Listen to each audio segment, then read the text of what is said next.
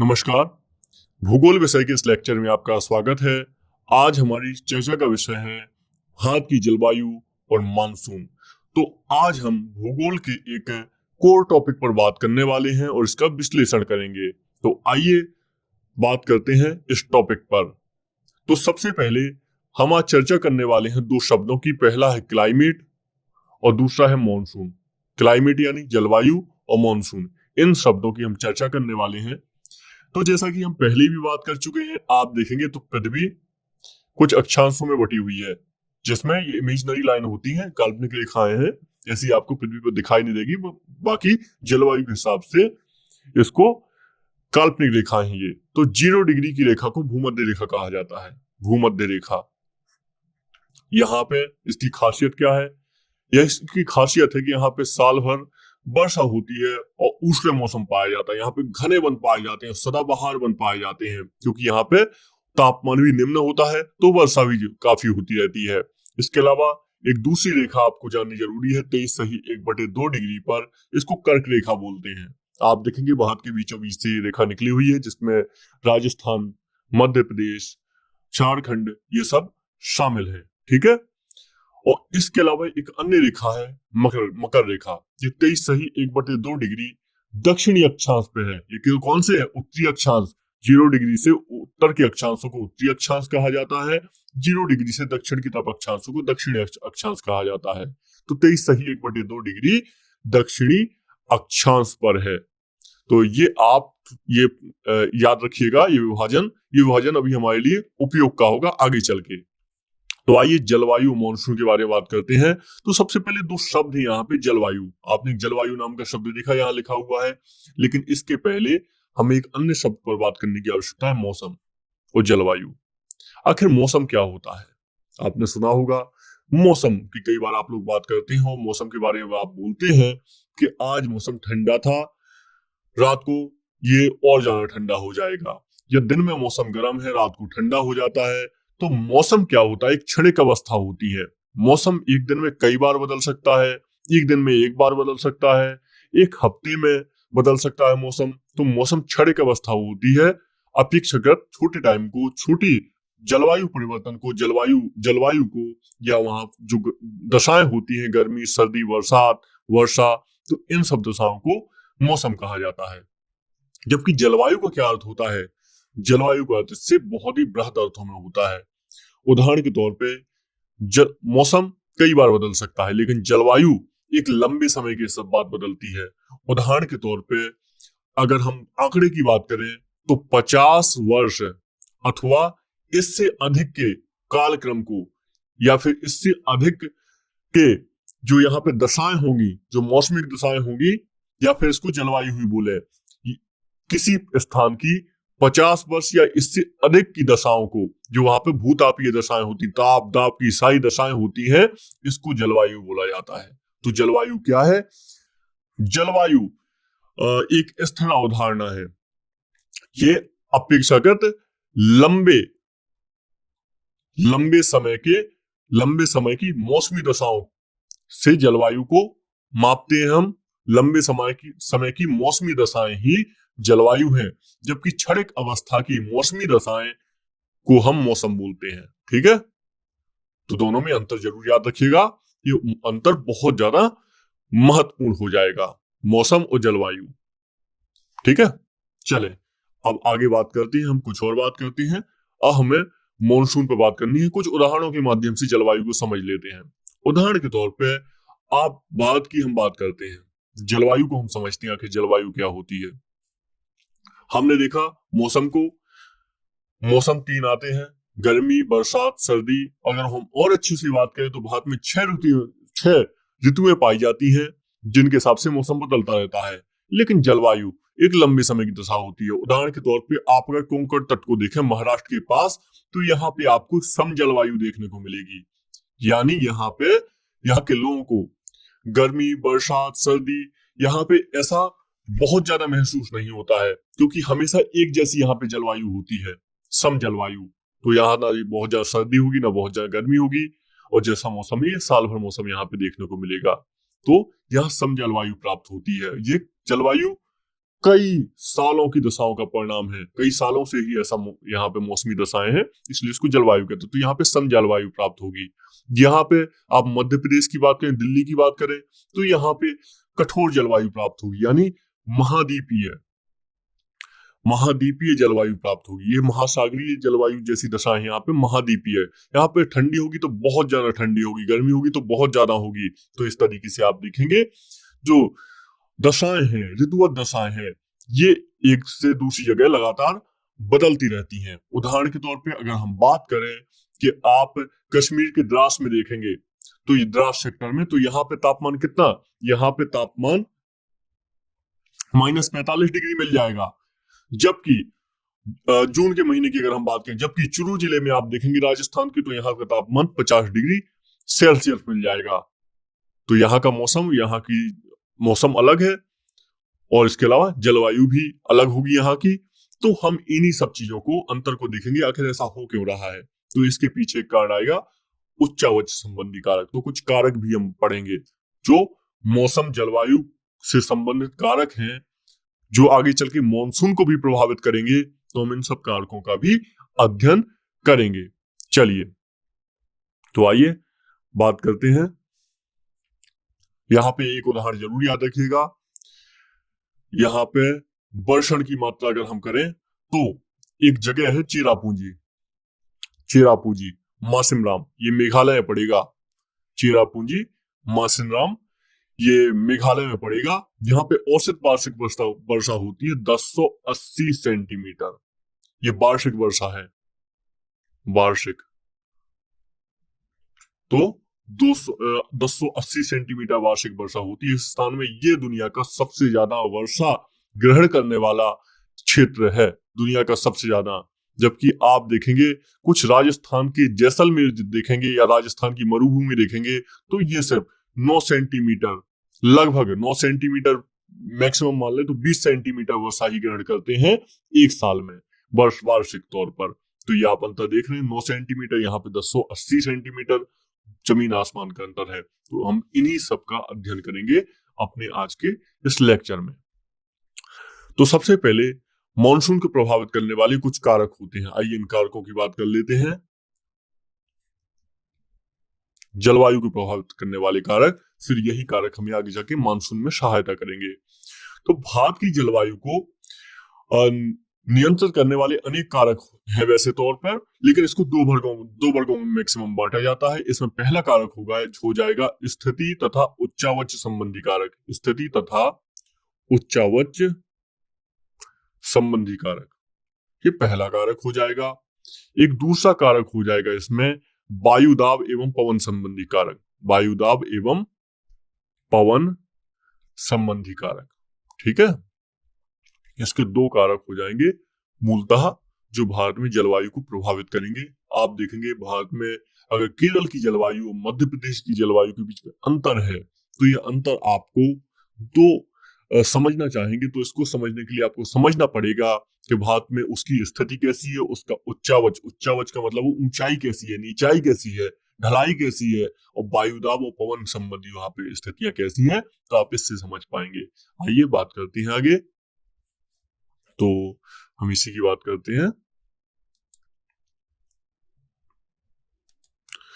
तो सबसे पहले स्थिति उच्चावच संबंधी कारक में अगर देखें हम, तो सबसे महत्वपूर्ण हो जाएगा अक्षांश।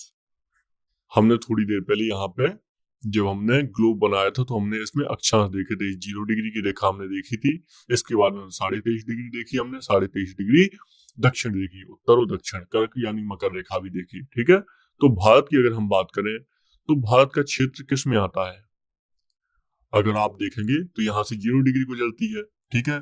0 डिग्री गुजरने का मतलब होता है यहाँ पे ये पूरा क्षेत्र 23.1/2 डिग्री, यानी कर्क रेखा के दक्षिण में, ये पूरा पूरा उष्णकटिबंधीय क्षेत्र है। किसका? उष्ण क्षेत्र है, यानी यहाँ पे गर्मी ज्यादा रहेगी, उष्णकटिबंधीय क्षेत्र हो जाएगा।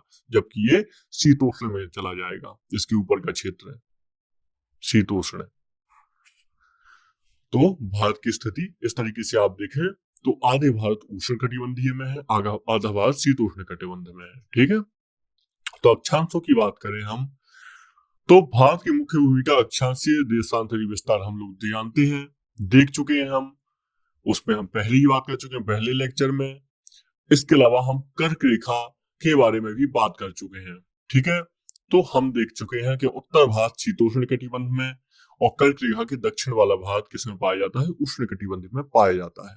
ठीक है, ये 0 डिग्री के ज्यादा निकट होने के कारण यहाँ साल भर ऊंचा तापमान प्राप्त होता है, यानी ज्यादा तापमान प्राप्त होता है। आप देखेंगे गर्मी रहती है, दक्षिण में तमिलनाडु साइड आप देखेंगे तो इस तरफ गर्म प्रदेश ज्यादा है, तो वहां पे सर्दी कम होती है।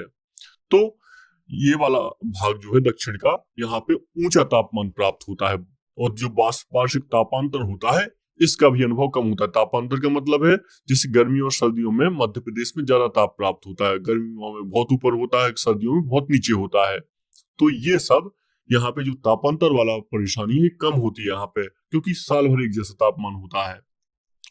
ठीक है, और इसका तो अक्षांश बहुत जिम्मेदार है।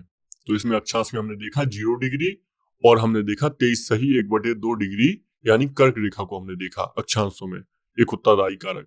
दूसरा हिमालय पर्वत। हिमालय पर्वत भी बहुत महत्वपूर्ण कारक है भारत में जलवायु को निर्धारित करने के लिए। सोचिए, अगर ऐसे सोचिए कि आप देखेंगे उत्तरी ध्रुव से, ये उत्तरी ध्रुव है, तो यहां से ठंडी हवाएं तो आएंगी ना। जो हवाएं होती है ये हमेशा आप देखेंगे यहां से उत्तरी ध्रुव से हवाएं आती हैं, और ये हवाएं लगातार 0 डिग्री की तरफ मूव करती हैं। ये होता कैसे है, आप ऐसे समझिए कि 0 डिग्री पर क्या है, निम्न दाब।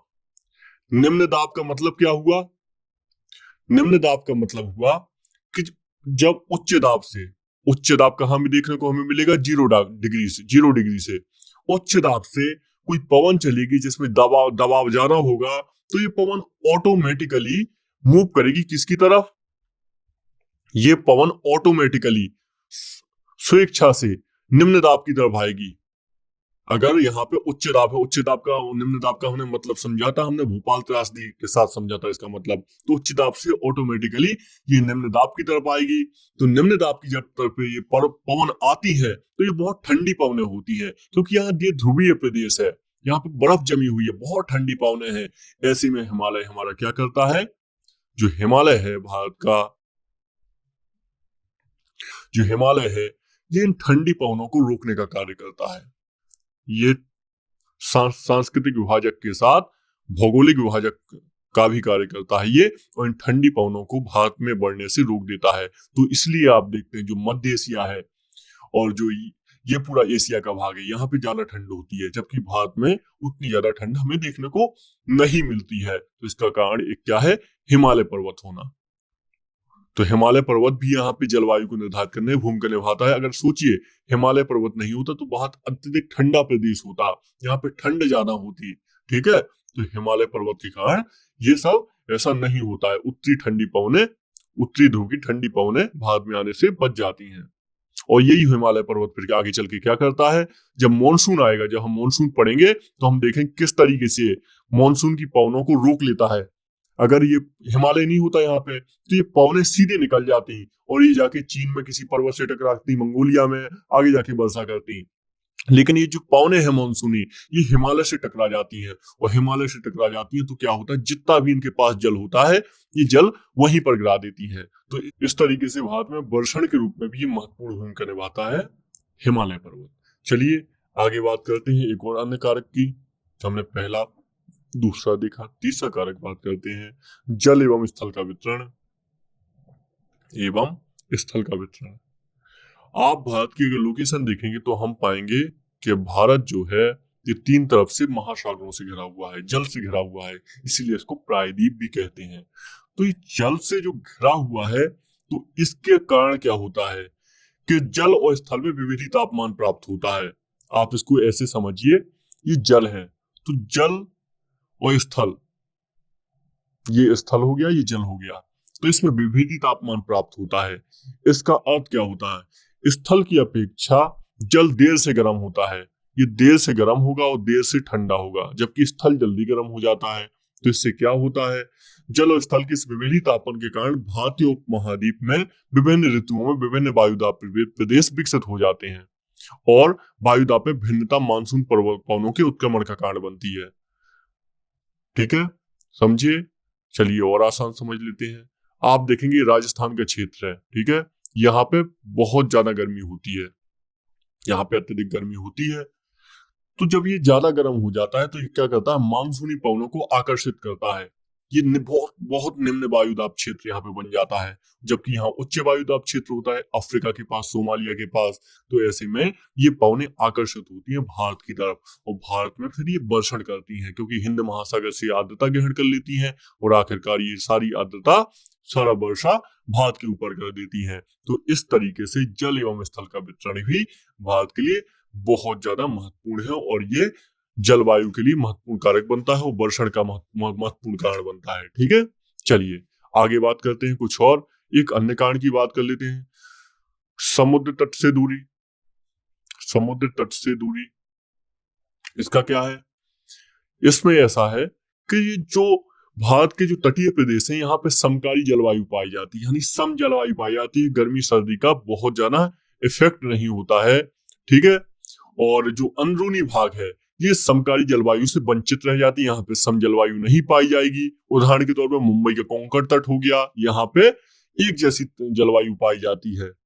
ठीक है, ऋतु परिवर्तन का अनुभव नहीं होता है। जबकि जो दिल्ली हो गया, अमृतसर हो गया, यहाँ पे मौसमी परिवर्तन पूरे प्रदेश को प्रभावित करते हैं। तो एक ये कारण होता है समुद्र तट से दूरी। तो ये भी जलवायु को प्रभावित करते हैं, क्योंकि यहाँ पे सम जलवायु होगी, यहाँ पे विषम जलवायु होगी। तो ये जलवायु के लिए एक महत्वपूर्ण कारक है। छठवां कारक इसमें हो जाएगा समुद्र तल से ऊंचाई। समुद्र तल से ऊंचाई ये महत्वपूर्ण कारक है।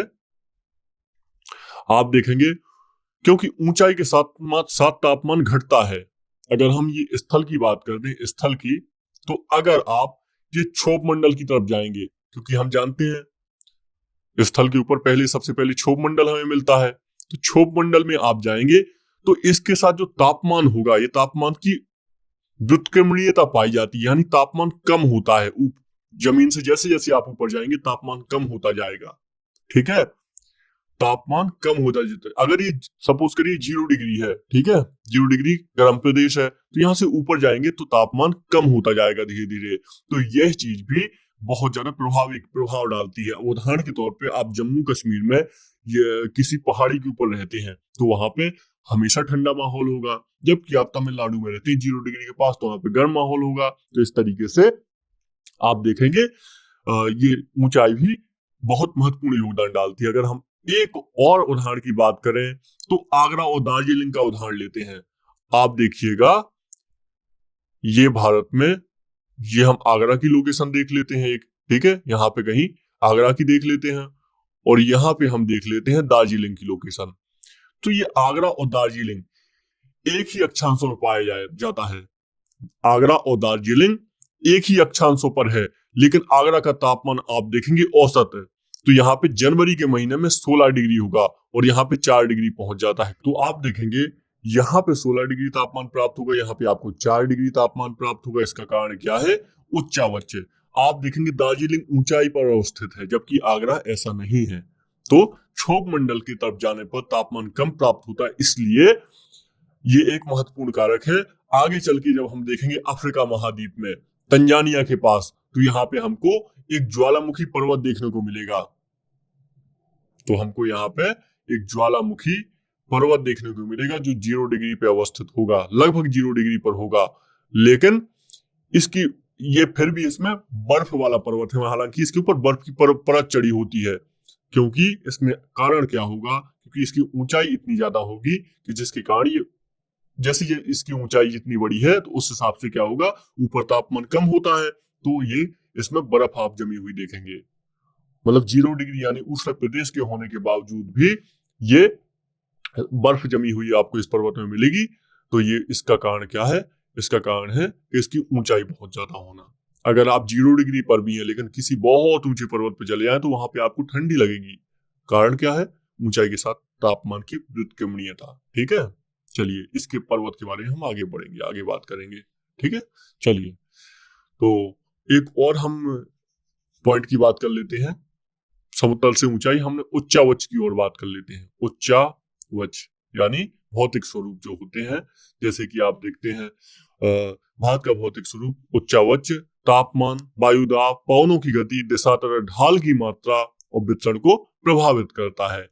क्योंकि आप अगर देखेंगे तो कश्मीर का हम देख लेते हैं, तापमान, वायुदाब देख लेते हैं, पवन की गति देख लेते हैं, और तमिलनाडु की देख लेते हैं, दोनों में बहुत ज्यादा अंतर हमको प्राप्त होता है। कारण इसका क्या है? ऊंचाई। आप देखेंगे पश्चिमी घाट का तापमान आपको बहुत अलग प्राप्त होगा, जबकि आप देखेंगे तो मध्य प्रदेश में या प्रायद्वीपीय पठार का देखेंगे तो अलग प्राप्त होगा। आप यहाँ पे देखेंगे पुणे में पर्वत पादी क्षेत्र होने के कारण जो सीधी पवनें टकराती है, इससे तो यहाँ पे अत्यधिक वर्षा 250 सेंटीमीटर तक देखने को मिलेगी। जबकि आप पश्चिमी घाट के पीछे देखें विदर्भ के क्षेत्र में, तो यहाँ पे विदर्भ के क्षेत्र में आप देखेंगे तो यहाँ पे आपको सूखा क्षेत्र देखने को मिलेगा। कारण क्या है? पश्चिमी घाट बीच में आ जाता है, तो ये पर्वतपादी क्षेत्र में वर्षा हो जाती है, जिससे विदर्भ को वर्षा प्राप्त नहीं हो पाती है। तो कुल मिलाकर अगर हम बात करें किसी क्षेत्र के इतिहास, अर्थव्यवस्था, राजनीतिक शास्त्र, सब चीजों में एक जो बहुत महत्वपूर्ण कारक है वो होता है भूगोल। इसलिए भूगोल को बहुत अच्छे से पढ़ना बहुत ज्यादा जरूरी होता है। ठीक है, आइए तो आगे कुछ बात कर लेते हैं, वायुदाब और पवन से जुड़े कारक पे बात कर लेते हैं। तो वायुदाब और पवन के बारे में, तो वायुदाब की हम बात कर चुके हैं।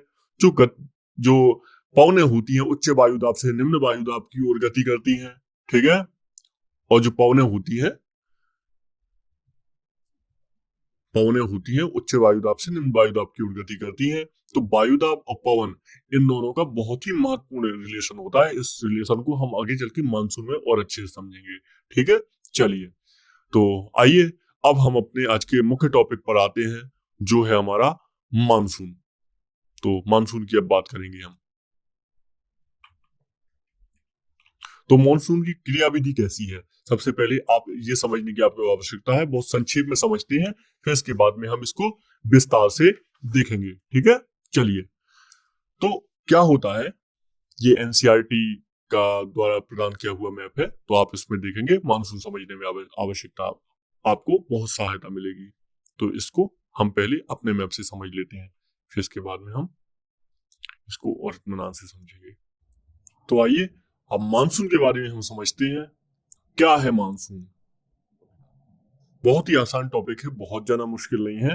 थोड़ा इसका पहले सार समझ लीजिए, इसके बाद हम धीरे धीरे पूरे मानसून को समझेंगे। इसको ऐसे समझ लीजिए, पवनों की व्युत्क्रमणिता ही मानसून है। इसको जैसे उदाहरण के तौर पे जब हम अफ्रीका महाद्वीप आप देखते हैं, तो अफ्रीका महाद्वीप में या सोमालिया के पास से पवनें होती हैं। ये निम्न भारत में निम्न दाब क्षेत्र बनने के कारण, क्योंकि राजस्थान में आप देखेंगे यहाँ पे मरुस्थल में बहुत अधिक तापमान हो जाता है, तो निम्न दाब हो जाता है। तो यहाँ से जो व्यापारिक पवनें होती हैं ये भारत की तरफ मूव कर जाती हैं। तो भारत की जब ये मूव कर जाती हैं, और इसके अलावा ITCZ भी जो 0 डिग्री के पास होता है, यहाँ पे आ जाता है, हिमालय के पास आ जाता है, उत्तर भारत में आ जाता है। तो इस तरीके से पवनें भारत की तरफ मूव करती, क्योंकि पवनें क्या करती हैं, हमेशा उच्च दाब से, यहाँ पे उच्च दाब होगा, यहाँ निम्न दाब होगा, उच्च दाब से निम्न दाब की तरफ चलती हैं। तो इस तरीके से हिंद महासागर की आर्द्रता ग्रहण करके भारत के ऊपर वर्षण कर देती हैं। इसको मानसून बोला जाता है। यानी इसको मौसम परिवर्तन क्यों कहा हमने? क्योंकि ये एक ही मौसम में होता है हमेशा, ये साल भर नहीं होता है। जो मानसून साल भर नहीं आता, एक ही क्रम में आता है। जब यहाँ पे गर्मी का मौसम खत्म होने जाता है तभी आता है, क्योंकि यहाँ पे गर्मी ज्यादा बढ़ जाती है। चलिए तो अब मानसून को धीरे धीरे करके हम टेक्निकल भाषा में थोड़ा सा समझने का प्रयास करते हैं। तो मानसून दरअसल विषुवत वृत्त पर भारत की स्थिति अगर हम देखें तो ये भारत की स्थिति है, ठीक है, ये 0 डिग्री है। तो 0 डिग्री पर यहाँ पे अंता उष्णकटिबंधीय क्षेत्र होता है, जिसको ITCZ बोला जाता है। ITCZ होता है। ये ITCZ क्या है? ये निम्न वायुदाब वाला क्षेत्र होता है। यहाँ पे वायुदाब इसमें बहुत कम होता है यहाँ पे, तो ये क्षेत्र होता है। इस क्षेत्र में व्यापारिक पवन आके मिलती है। ठीक है, हमने कहा था ना शुरुआत में 0 डिग्री के पास साल भर वर्षण प्राप्त होता है। तो ये व्यापारिक पवनें जो होती है यहाँ पे आके मिलती हैं। तो इस क्षेत्र में क्या होता है, जब पवनें आके मिलती हैं ITCZ से, तो वायु ऊपर उठने लगती है, और जुलाई के महीने में ITCZ 20 से 25 डिग्री अक्षांशों के आसपास गंगा के मैदान में आ जाता है।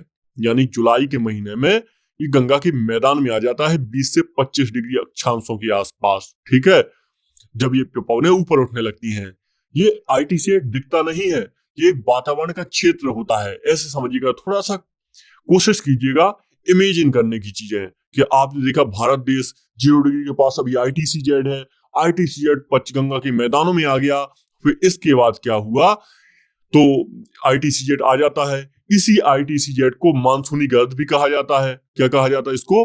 मानसूनी गर्द भी कहा जाता है। यह मानसूनी गर्द उत्तर पश्चिम भारत पर तापीय निम्न वायुदाब के विकास को प्रोत्साहित करता है, क्योंकि ऑलरेडी यहाँ पे निम्न वायुदाब बन चुका है और इसमें और ज्यादा ये निम्न वायुदाब बनाता है। फिर इसके बाद ICZ के उत्तर की ओर खिसकने के कारण ये और उत्तर की ओर अभी खिसकेगा आगे चल के, तो दक्षिणी गोलार्ध की व्यापारिक पवनें होती है। दक्षिणी गोलार्ध मतलब 0 डिग्री के नीचे जो गोलार्ध है इसको दक्षिणी कहा जाता है। और दरअसल अगर हम सही तरीके से बात करें तो अफ्रीका महाद्वीप के पास, सोमालिया के पास जो पवनें होती है, ये खिसक के ये पवनें कोरियोलिस बल के प्रभाव से, ये पवनें कोरियोलिस, अभी कोरियोलिस की हम बात करेंगे, ठीक है। तो ये ITCZ उत्तर की ओर खिसकने के कारण दक्षिणी गोलार्ध की व्यापारिक पवनें 40 डिग्री से 60 डिग्री पूर्वी देशांतरों के बीच विषुवत वृत्त यानी ये इसको पार करके ऊपर आ जाती हैं और ये कोरियोलिस बल के प्रभाव से इस वृत्त को पार कर लेती हैं। तो ये आप याद रखिएगा। तो इन व्यापारिक पवनों की दिशा दक्षिण पश्चिम, यानी ये दक्षिण पश्चिम है तो दक्षिण पश्चिम से उत्तर पूर्व हो जाती है कोरियोलिस बल के कारण, ठीक है। उत्तर पूरब, उत्तर ये पूरब है, ये दक्षिण पश्चिम होगा ना, इसकी विपरीत ये उत्तर पूरब हो जाएगा, तो उत्तर पूरब की ओर हो जाती है। यह दक्षिण पश्चिम, इसी को दक्षिण पश्चिम मानसून बोला जाता है। आप समझे और संक्षेप में समझने की कोशिश करते हैं। मानसून बहुत इंपॉर्टेंट टॉपिक है। दरअसल 0 डिग्री अक्षांश के पास ITCZ जो होता है अंतः उष्णकटिबंधीय अभिसरण क्षेत्र होता है। ये क्या करता है? निम्न वायुदाब का क्षेत्र होता है, पवनों को आकर्षित करता है ताकि यहाँ पे निम्न दाब बना रहे।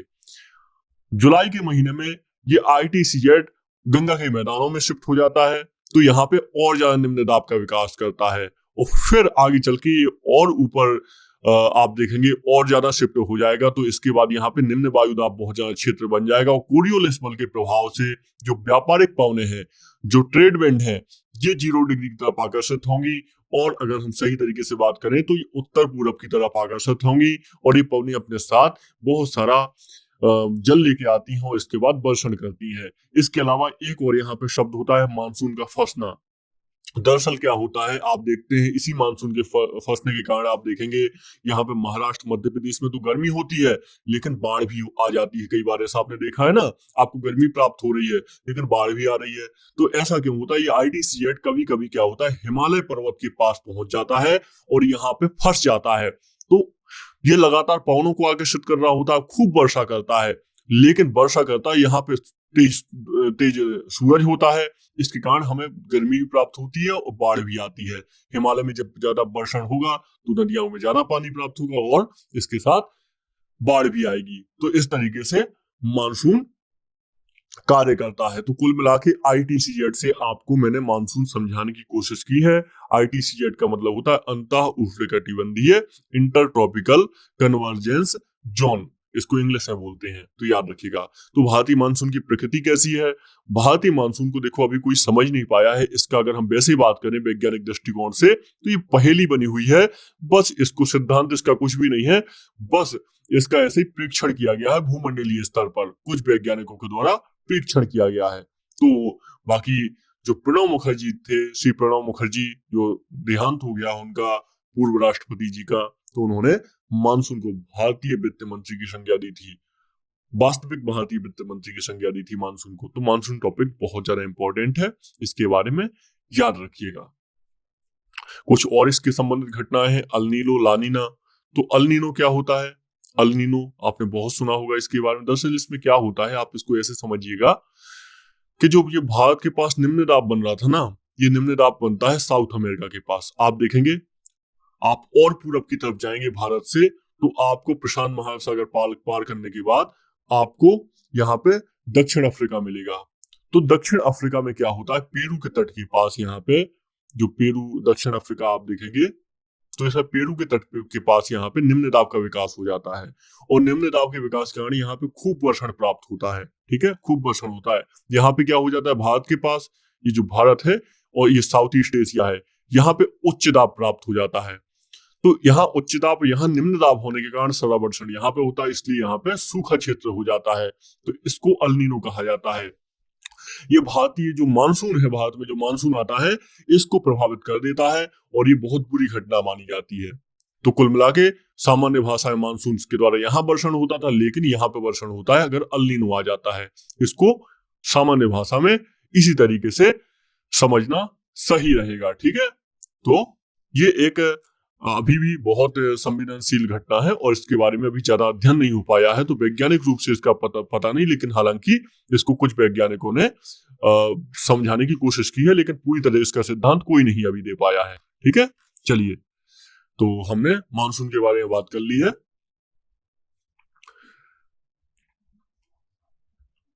ये देखिए, ये मानसून है, आप देख रहे हैं यहाँ से किस तरीके से ट्रेड विंड यहाँ पे हिट करती है भारत को और यहाँ पे वर्षण का कार्य करती है। मानसून के बारे में याद रखिएगा, मानसून की दो शाखाएं भारत में बहुत ज्यादा महत्वपूर्ण है। एक अरब भारत की शाखा है, अरब सागर की शाखा है, दूसरी बंगाल की खाड़ी की शाखा है। जब हम वर्षा का अध्ययन करेंगे तो हम देखेंगे किस तरीके से जब ये मानसून भारत में एंटर होता है तो किस तरीके से भारत में अलग अलग स्थानों पर वर्षण करता है। जब पश्चिमी घाट में देखेंगे तो आप देखेंगे 200 सेंटीमीटर 250 सेंटीमीटर तक वर्षा करता है। जबकि देखेंगे आप विदर्भ का क्षेत्र देखेंगे तो यहाँ पे पर्वतपादी क्षेत्र होने के कारण यहाँ पे मुश्किल से 100 सेंटीमीटर वर्षा प्राप्त हो जाती है। मध्य प्रदेश में आप देखेंगे तो मुख्यतः बंगाली खाड़ी से वर्षा प्राप्त होगी। तो हम इसके बारे में अध्ययन करेंगे।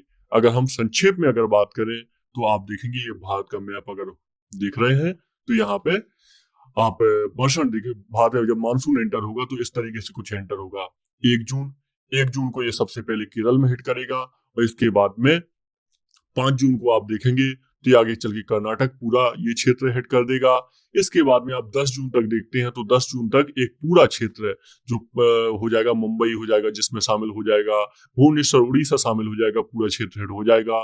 15 जून तक ये आपके मध्य भारत तक पहुंच जाता है और इसमें 1 जुलाई तक ये पहुंच जाएगा। कहाँ पे? ये राजस्थान तक पहुंच जाएगा, राजस्थान तक 1 जुलाई को। और इसके बाद में आप देखेंगे और भी अंतर्भागों में ये 15 जुलाई तक पहुंच जाता है। इस तरीके से मानसून भारत में एंटर होता है तिथियों के सापेक्ष, ठीक है।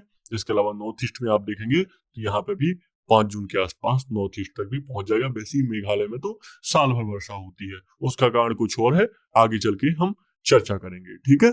चलिए, तो हमने इन सब चीजों के बारे में चर्चा की, मानसून सीजन की हमने चर्चा की। ये जून से सितंबर के मध्य ये मानसून का मुख्य जो टाइम पीरियड होता है। मानसून विच्छेद एक आपको शब्द महत्वपूर्ण है। ये क्या होता है? मानसून विच्छेद क्या होता है?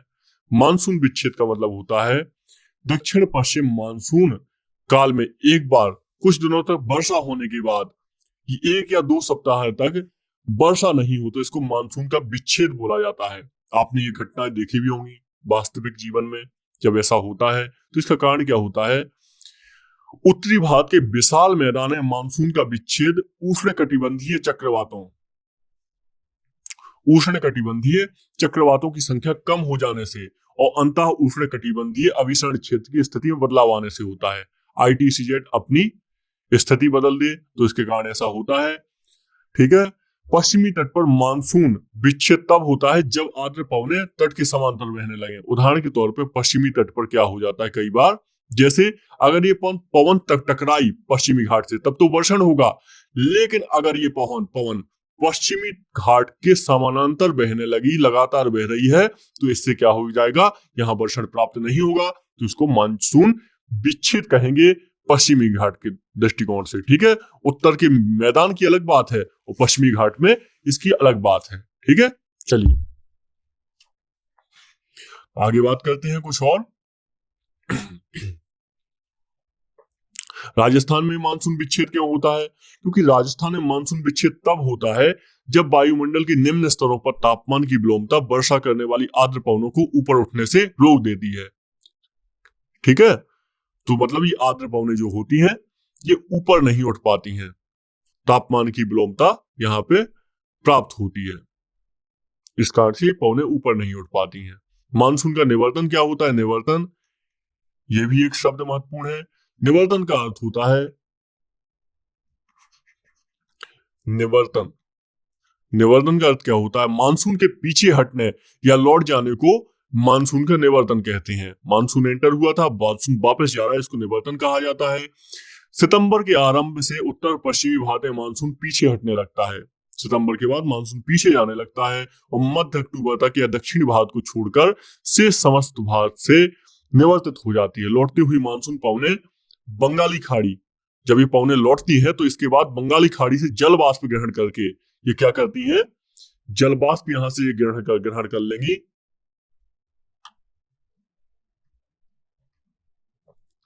यहां से जलवाष्प ग्रहण कर लेती है पवनें बंगाली खाड़ी से, और इसके बाद में जाते जाते आपके कुछ भागों में वर्षा करती हैं। तो ये तमिलनाडु के ये जो पूर्वी भाग है तो यहाँ पे वर्षा करती हैं, और इस तरीके से आप देखेंगे इसको बोलते हैं उत्तर पूर्वी मानसून बोलते हैं। आपने एक शब्द सुना होगा उत्तर पूर्वी मानसून, तो इसको उत्तर पूर्वी मानसून कहा जाता है। भारत में मुख्यतः वर्षा दक्षिण पश्चिम मानसून से होती है, लेकिन इसको दक्षिण पूर्वी मानसून से होती है। लेकिन जब ये लौटते हुए मानसून जाता है, बंगाली खाड़ी से आर्द्रता ग्रहण कर लेता है, तो इसमें तमिलनाडु के इस एरिया के आसपास वर्षा होती है, तो इसको उत्तर पूर्वी मानसून कहते हैं। ये जो वर्षा होती है चावल की खेती के लिए बहुत ही ज्यादा महत्वपूर्ण होती है। ठीक है, तो इस तरीके से आप याद रखिएगा चीजें सारी। तो मानसून के हम मैकेनिज्म की बात कर चुके हैं। हमने पूरी बात की किस तरीके से मानसून भारत में एंटर होता है और भारत में वर्षण करता है।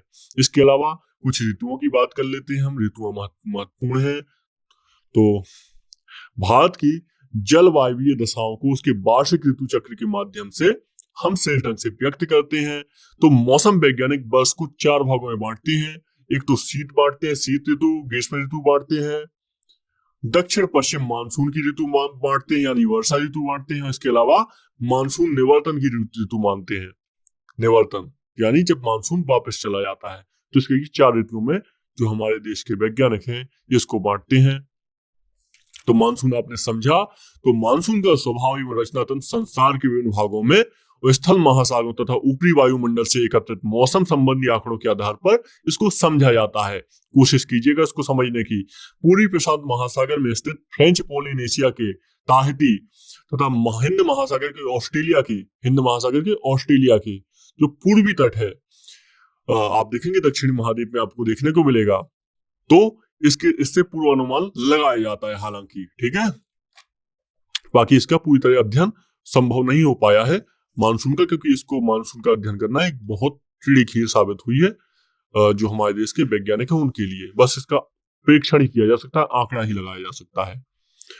तो आज हमने इस लेक्चर में अपने मानसून संबंधी महत्वपूर्ण चैप्टर को समझा।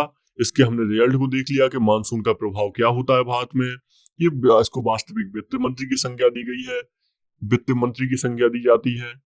इसके अलावा कृषि पूरी तरीके से इसी पर निर्भर है, मानसून पर ही निर्भर होती है। अगर मानसून कभी कभी नहीं आता है अल नीनो के कारण, तब यहाँ पे सूखे की स्थिति हो जाती है। ठीक है, तो भारत में बहुत ही महत्वपूर्ण कारक है मानसून। आप देखेंगे हिमालयी नदियां तो बर्फ के पिघलन से पानी जल प्राप्त कर लेती हैं, लेकिन जो प्रायद्वीपीय भारत की नदियां हैं इनके लिए तो मानसून ही सब कुछ होता है। इसलिए मानसून भारत में बहुत ही महत्वपूर्ण घटना है, इसलिए हम इसको ज्योग्राफी में समझते हैं इसको। चलिए, तो हमने मानसून का वितरण भी देख लिया, भारत में किस तरीके से एंटर होता है, और हमने देखा था केरल से एंटर होता है। इसकी 2 मुख्य शाखाएं होती है, बंगाली खाड़ी की शाखा और एक शाखा होती है अरब सागर की शाखा। ठीक है, चलिए, तो ये हमने इसके बारे में बात कर ली। भारतीय मौसम विज्ञान संस्थान इसका अध्ययन करता है। इसमें आप देखेंगे जो उष्णकटिबंधीय संस्थान है पुणे का, ये भी काफी स्तर पर मानसून के अध्ययन के लिए उत्तरदायी संस्थान है। तो आज हमने इस लेक्चर के द्वारा मानसून का पूरी तरह अध्ययन किया है। अब मिलते हैं किसी और सेशन में। नमस्कार।